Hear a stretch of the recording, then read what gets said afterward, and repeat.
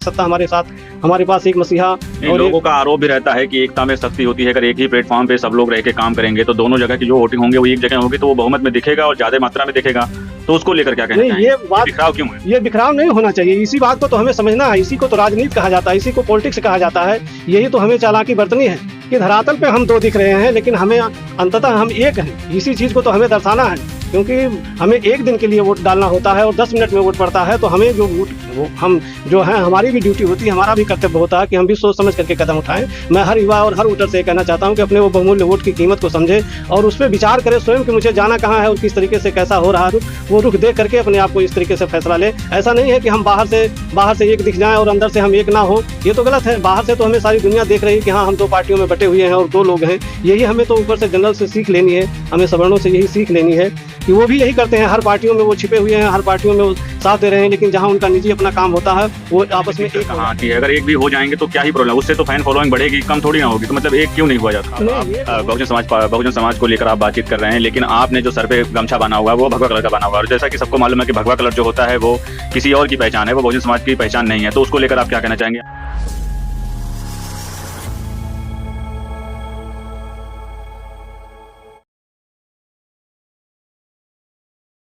जय भीम, नमो बुद्धाय। साथियों, तमाम रूढ़िवादी और कुंठित मानसिकता वाली परंपरा को खत्म करने के लिए आ गया है संविधान युग।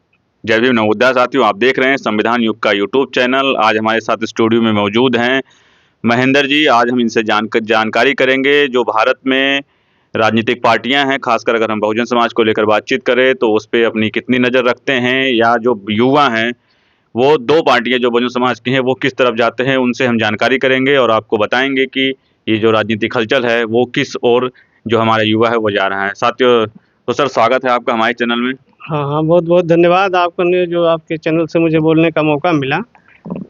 तो भारतीय राजनीति को, जो बहुजन समाज की जो राजनीतिक दो पार्टियां हैं, उसको आप किस एंगल से देखते हैं और खासकर जो युवाओं को और जो आप जैसे लोग हैं उनको किस तरह मूव करना चाहिए, उस पर अपनी थोड़ा विचार प्रकाश डालें और हमारे दर्शकों को बताएं कि आखिर युवा कंफ्यूज है तो वो जाए तो जाए किस तरफ जाए। देखिए, बहुत अच्छा सवाल है।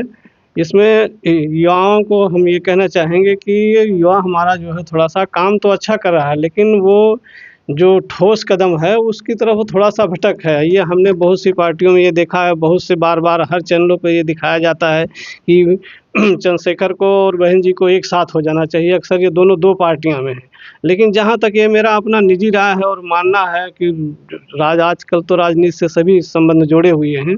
एक साथ ना रह करके ये ज़्यादा बेहतर है मेरे लिए कि एक साथ अगर ये ना आते हैं तो ज़्यादा बेहतर। हाँ, हमें एक साथ होना कहाँ पर है कि धरातल पे हम दो जगह दिखें। ये हमारे लिए बहुत ज़रूरी है कि हम चंद्रशेखर के साथ भी रहें पूरी तरह से और मेहनत और लगन के साथ रहें, और बहुजन समाज पार्टी के साथ भी खूब मेहनत और लगन के साथ रहें। उदाहरण के तौर पे मैं एक देखना चाहता हूँ कि जैसे घर में कमाता एक युवा है, घर में पैसा कमा करके वो ले आता है, लेकिन घर में हुकूमत जो चलती है वो बुजुर्ग की चलती है। घर भी बुजुर्ग के जिम्मे होता है। अगर युवा कहीं गलती करके आता भी है तो बुजुर्ग उसकी जिम्मेदारी ले लेता है। ठीक यही चीज़ हमारे युवाओं को मैं ये संदेश देना चाहता हूँ कि उनको यही हालत जो है अपने राजनीतिक सत्ता में भी यही चीज़ का उन्हें वर्चस्व बनाए रखना चाहिए। वो चंद्रशेखर के साथ धरातल पे हर जगह उनको साथ दें, उनको मनोबल बढ़ाएं और उनके साथ जुड़े रहें, लेकिन वोट देते समय उनको ये चीज़ का ध्यान देना है कि वो इस चीज़ को देखें कि जहाँ इनके साथ में इनका पक्ष मजबूत हो रहा है और इधर इनके तरफ हो रहा, तो वो तुरंत उधर का साथ छोड़ करके और उधर की तरफ हो करके और उसको बहन जी को जीत दिलाएं। क्योंकि बहन जी ने जो जो बहुजन समाज के साथ जो काम किया है, उन्होंने बहुजन समाज के ऊपर एक कर्ज छोड़ दिया है। इतना उन्होंने बहुजन समाज के लिए किया है अपना जीवन समर्पण करके कि उन्होंने बहुजन समाज के ऊपर एक कर्ज छोड़ दिया है। अब आने वाले जो हमारे युवा बच्चे हैं वो थोड़ा सा भटक रहे हैं, मानते हैं इस चीज़ के लिए। मान लीजिए जहाँ जहाँ भी कहीं होता है समाज में अत्याचार होता है, वहाँ पर मान लीजिए युवा होने के नाते से या कहीं पर कहीं कहीं जो होता है, समाज का ये आरोप भी रहता है कि जब बहुजन समाज पर उत्पीड़न होता है तो बहुजन समाज पार्टी है वो थोड़ी देरी से पहुंचती है, उनके कार्यकर्ता देरी से पहुंचते हैं, लेकिन आज़ाद समाज पार्टी जैसे ही उनसे गुहार लगाई जाती है, वो मुखिया भी हैं और फिर भी वो वहाँ उस स्थान पे पहुँचते हैं और जो पीड़ित है उसको न्याय दिलाने के लिए पूरी कोशिश करते हैं और न्याय कहीं कहीं तो न्याय मिलता भी है। तो उसके एवरेज में अगर देखा जाए बीएसपी पीछे रह जाती है, तो उस पे क्या कहना चाहेंगे आप? हाँ, इसी पे ये सोचने लायक बात है, ये बहुत अच्छी बात है, क्योंकि युवा होने के नाते चंद्रशेखर को पहले पहुँचना चाहिए, क्योंकि एक जो है अभी वो कमाने की कोशिश कर रहा है, लेकिन एक पहले से कमाया हुआ है। यही हाल अपने घर में है, आमतौर से देख लिया जाए कि एक बुजुर्ग जो है उसने अपनी सारी ज़िंदगी कमा करके और सारी ज़िंदगी का अनुभव अपने पास रखा हुआ है। वो कोई कदम उठाता है तो सोच समझ करके और धीमी गति से उठाता है। बाकी जो युवा है वो अभी शुरुआती दौर में थोड़ा तेज़ी दौर से कमा रहा है। मान लीजिए उदाहरण तौर पे एक ले लिया जाए, एक कछुआ और एक खरगोश की चाल। तो खरगोश की तेज़ दौड़ होती है, लेकिन साथियों ये याद रखना होगा कि जीत हमेशा कछुए की होती है। ये सभी को जानकारी है और हमारे युवा वर्ग को भी यही चीज़ देखना चाहिए। हाँ, चंद्रशेखर भाई हर पीड़ित के साथ में समय पर पहुँचते हैं और उसके लिए अगर लड़ना पड़े तो वो जान की बाजी लगा कर के लड़ते भी हैं। लेकिन ये उस तत्काल समय के लिए ये ऐसा होना बहुत ज़रूरी है, उनके इस चीज़ के लिए उसकी भलाई कही जाएगी, उनको बहुत-बहुत शुक्रिया है, वो आगे आते हैं। लेकिन ठोस कदम पीछे जो होता है वो बहन जी का ही होता है, क्योंकि जो न्याय मिलता है, क्योंकि उन्हें सारे वो सत्ता में रह चुकी हैं, वो देश चला चुकी हैं, उन्हें सब पता है, इसलिए जो है कि वो ठोस कदम जो मिलता है, न्याय मिलता है या जो उसको पूरी तरह से आश्वासन मिलता है, वो बहन जी के द्वारा ही मिलता है। इसलिए बहन जी हमारी मसीहा हैं, हमारे लिए एक देवी, एक भगवान के समान है और हमारे युवाओं को ये सोचना चाहिए। और इस बहकावे में कोई तीसरा ऐसा कहता है कि नहीं, ये दोनों को साथ हो जाना चाहिए और साथ रह के चुनाव लड़ना चाहिए, इस पे कभी भी अपनी एनर्जी ना व्यय करें और कभी भी इस तरीके से ना करें, क्योंकि जिस दिन ये दोनों अगर एक साथ हो जाएंगे, मान लीजिए अगर पार्टी कहीं से कमज़ोर होती है तो फिर पीछे कोई तीसरा खड़ा नहीं होगा। इस तरह दोनों अगर दो हिस्से में अगर काम कर रहे हैं, एक अगर हमारा धोखा भी खाता है तो भी हमारे पास एक सत्ता, हमारे साथ हमारे पास एक मसीहा नहीं, और लोगों का आरोप भी रहता है कि एकता में शक्ति होती है। अगर एक ही प्लेटफॉर्म पे सब लोग रह के काम करेंगे तो दोनों जगह की जो वोटिंग होंगे वो एक जगह होगी, तो वो बहुमत में दिखेगा और ज़्यादा मात्रा में दिखेगा। तो उसको लेकर क्या कहना नहीं, चाहेंगे? ये बात बिखराव क्यों है? ये बिखराव नहीं होना चाहिए। इसी बात को तो हमें समझना है, इसी को तो राजनीति कहा जाता है, इसी को पॉलिटिक्स कहा जाता है। यही तो हमें चालाकी बरतनी है कि धरातल पे हम दो दिख रहे हैं, लेकिन हमें अंततः हम एक हैं। इसी चीज़ को तो हमें दर्शाना है, क्योंकि हमें एक दिन के लिए वोट डालना होता है और 10 मिनट में वोट पड़ता है। तो हमें जो वोट वो हम जो हैं, हमारी भी ड्यूटी होती है, हमारा भी कर्तव्य होता है कि हम भी सोच समझ करके कदम उठाएँ। मैं हर युवा और हर वोटर से ये कहना चाहता हूँ कि अपने वो बहुमूल्य वोट की कीमत को समझे और उस पे विचार करे स्वयं कि मुझे जाना कहाँ है और किस तरीके से कैसा हो रहा है रुख, वो रुख देख करके अपने आप को इस तरीके से फैसला लें। ऐसा नहीं है कि हम बाहर से एक दिख जाएँ और अंदर से हम एक ना हों, ये तो गलत है। बाहर से तो हमें सारी दुनिया देख रही है कि हाँ, हम 2 पार्टियों में बँटे हुए हैं और 2 लोग हैं। यही हमें तो ऊपर से जनरल से सीख लेनी है, हमें सवर्णों से यही सीख लेनी है कि वो भी यही करते हैं। हर पार्टियों में वो छिपे हुए हैं, हर पार्टियों में वो साथ दे रहे हैं, लेकिन जहाँ उनका निजी अपना काम होता है, वो आपस में एक हो जाते हैं। यही चीज़ हमको भी अपनाना है कि हम बाहर से अनेक तो दिख रहे हैं, लेकिन जहाँ हमारा ख़ास मौका आता है और ख़ास ज़रूरत हमें होती है, वहाँ हमें एक हो जाना चाहिए। वोट के समय हमें एक होना है और पार्टी को इस तरीके से आगे। तो एक हो जाने में दिक्कत कहाँ आती है? अगर एक भी हो जाएँगे तो क्या ही प्रॉब्लम? उससे तो फैन फॉलोइंग बढ़ेगी, कम थोड़ी ना होगी। तो मतलब एक क्यों नहीं हुआ जा सकता? नहीं, एक होने के लिए हमारे लिए दिक्कत है। अगर हम मान लीजिए, आपकी बात सही है, अगर हम एक हो जाते हैं और मान लीजिए हमें किसी से संघर्ष करना पड़ा और वहाँ हम हार जाते हैं, तो हमारा जो मनोबल टूटेगा, फिर हमें दोबारा कहीं पाँव रखने की जगह नहीं मिलेगी। हमें तो हर हालत में फिर दूसरों की शरण में जाना पड़ेगा। ऐसे हम धरातल पे 2 हिस्से में हैं, मगर एक जगह से हम टूट भी जाते हैं, तो हमारा दूसरा मौजूद बरकरार रहेगा कि हमारा दूसरा पाँव जो है वो पीछे नहीं डगेगा। एक जगह से हम हारते भी हैं तो हम दूसरी तरफ धरातल पे मजबूत हैं।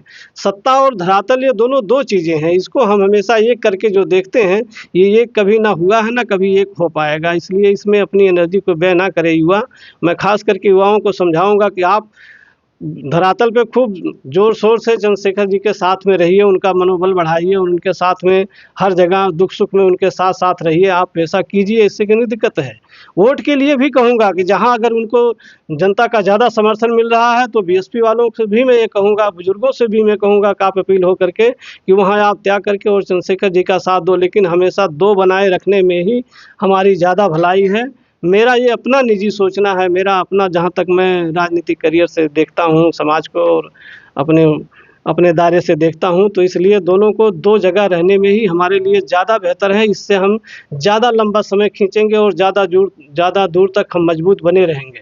लेकिन अगर यदि हम एक साथ रह के एक साथ हमें होना है, लेकिन ये कोई पार्टी इस तरह नहीं कहती कि ये वोट एक साथ कीजिए, आप 2 जगह रहिए, 4 हिस्सों में बँटे रहिए और तमाम जगहों में बँटे रहिए। इससे कोई फ़र्क नहीं पड़ता। हम हर जगह, हर क्षेत्र में जैसे वो हमारे बीच में मिले हुए हैं, हम भी उनके बीच में मिले रहें। खूब आना-जाना जो चलाना है, घर गृहस्थी परिवार अपनी मर्ज़ी से खूब चलाइए। लेकिन जहाँ हमको वोट के समय 1 दिन का समय है और 10 मिनट वोट डालने में समय लगता है, उस समय हमको 10 मिनट के लिए हमको एक हो जाना है, एक होकर के दुनिया को दिखा देना सवाल है। और लेना चाहूँगा कि अब आप बहुजन समाज को लेकर आप बातचीत कर रहे हैं, लेकिन आपने जो सर पे गमछा बाँधा हुआ है, वो भगवा कलर का बाँधा हुआ है और जैसा कि सबको मालूम है कि भगवा कलर जो होता है, वो किसी और की पहचान है, वो बहुजन समाज की पहचान नहीं है। तो उसको लेकर आप क्या कहना चाहेंगे? आखिर इतना बड़ा क्यों?